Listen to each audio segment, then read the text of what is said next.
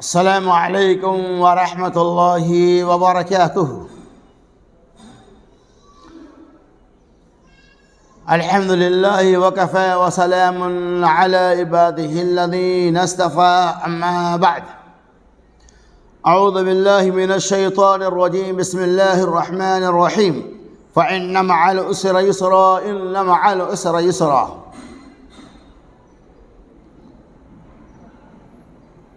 محترم سامعین و ناظرین کرام،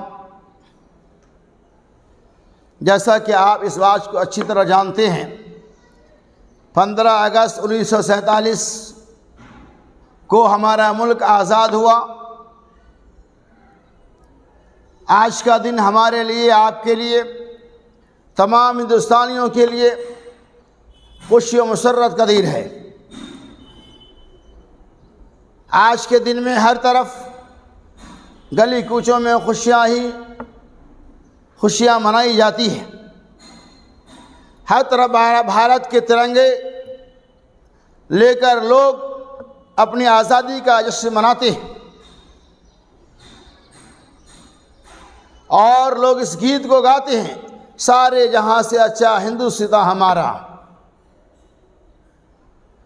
محترم سامعین و حاضرین، یقیناً یہ ملک آزاد ہو چکا۔ ملک کی آزادی ہمارے لیے، آپ کے لیے اللہ کی طرف سے بہت بڑی نعمت ہے، لیکن ملک کی آزادی کی کہانی آپ سنیں گے، اس آزادی کی تحریک کو جو آپ سامنے رکھیں گے تو آپ کے رونگٹے کھڑے ہو جائیں گے۔ ملک کی آزادی سے پہلے ہم انگریزوں کے غلام تھے۔ ملک کے آزاد ہو جانے سے پہلے، 1947 سے پہلے، ہم انگریزوں کے تلوے چاٹ رہے تھے۔ سامراجیوں کی ناپاک حکومت ہندوستانیوں کو تباہ برباد کر رہی تھی۔ ہندوستانیوں کو کالا پالنے کی سزائیں دی جا رہی تھی، اور جو بھی ان کے خلاف آباد کش تھے انہیں قید و بند کی بیڑیاں پہنائی جاتی۔ لیکن الحمدللہ اللہ تبارک و تعالیٰ کی توفیق سے ہندوستانیوں کے دلوں میں یہ فکر جاگ اٹھی۔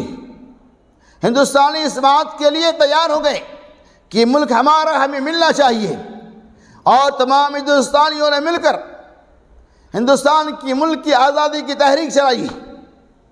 اور میں آپ کو بتاتے چلوں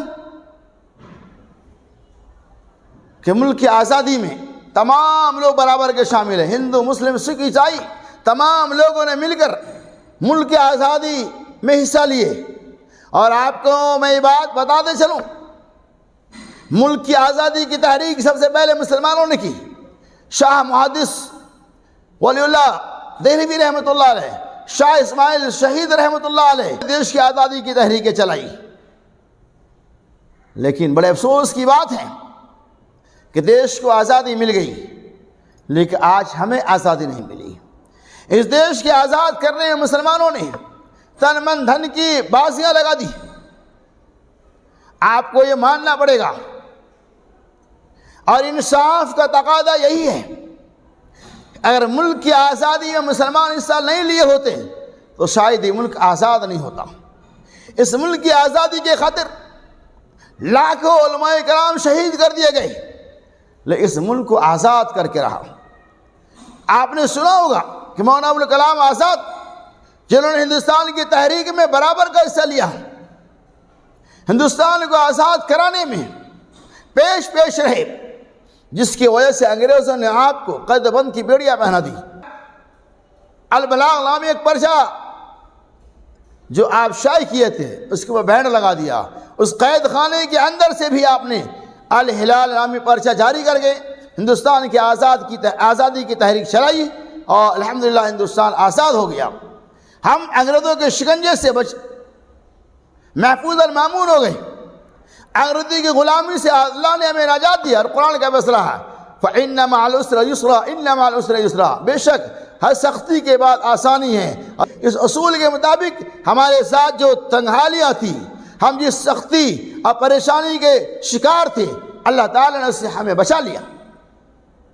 میرے دوستو، بڑے افسوس کی بات ہے کہ وہ لوگ جن کا ہندوستان کی آزادی میں کوئی رول نہیں رہا، جنہوں نے ہندوستان کی آزادی میں کوئی تحریک نہیں چلایا، آج وہی لوگ مسلمانوں کو غدار وطن کہتے ہیں اور اپنے آپ کو وطن پرست ثابت کرتے ہیں۔ وہ لوگ جن کے آزادی میں، جنگ آزادی میں کوئی حصہ نہیں، آج وہی لوگ مسلمانوں کو غدار وطن کہتے ہیں۔ یقیناً مسلمانوں کے ساتھ بہت بڑی ناانصافی ہے۔ اس دیش کی آزادی میں مولانا ابوالکلام آزاد رحمۃ اللہ علیہ، حضرت علی موہانی، پنڈت جواہر لال نہرو، گاندھی جی، یہ سب مل جل کر حصہ لیے، لیکن آج ہمیں ہی غدار وطن کہا جاتا ہے۔ یقین مانو، پنڈت جواہر لال نہرو نے کہا تھا کہ علماء صادق پور جو اہل حدیث کا خالص گھرانہ ہے، علماء صادق پور کی قربانیوں کو، یعنی آزادی کی قربانی جس طرح سے علماء صادق پور نے دیا ہے، اس ہندوستان کے آزاد کرنے میں علماء صادق پور کی جو قربانیاں ہیں، ان کی قربانیوں کو ترازو کے ایک پلڑے پہ رکھ دیا جائے اور تمام ہندوستانیوں کی قربانیوں کو دوسرے پلڑے پہ رکھ دیا جائے، تو پنڈت جواہر لال نہرو نے کہا تھا کہ علماء صادق پور کے ترازو کا پلڑا جھک جائے گا اور تمام ہندوستانیوں کے ترازو کا پلڑا اڑ جائے گا۔ مطلب یہ کہ سارے ہندوستانیوں کی تحریک آزادی، یہ آزادی کی قربانی ایک طرف، علماء صادق پور کی قربانیوں کو ایک طرف رکھا جائے تو اس کا مقابلہ نہیں کر سکتا ہے۔ ایسے مسلمانوں کو اگر کوئی آدمی غدار وطن کہے گا تو آپ فیصلہ کیجئے کہ یہ دیش کے ساتھ، ملک کے ساتھ ظلم اور ناانصافی ہے کہ نہیں۔ الحمدللہ ثم الحمدللہ، تمام ہندوستانیوں کی کوشش، سعی، اجتماعیت کے ذریعہ اللہ تعالیٰ اس ملک کو آزاد کیا، لیکن بڑے ہی ظلم اور ناانصافی کی بات ہے کہ آج مسلمانوں کے ناموں کو آزادی کے لسٹ سے دھیرے دھیرے نکالا جا رہا ہے، اور ایسے لوگ جن کا کوئی رول نہیں رہا اس کا نام جو ہے شامل کیا جا رہا ہے۔ اللہ سے کہ اللہ تعالیٰ ہمارے ملک کے اندر امن و امان کو قائم رکھے، اور جو لوگ ملک کے خلاف آتنک کو پھیلاتے ہیں، ملک کے خلاف سازشیں رچتے ہیں، اللہ تعالیٰ ان کی سازشوں سے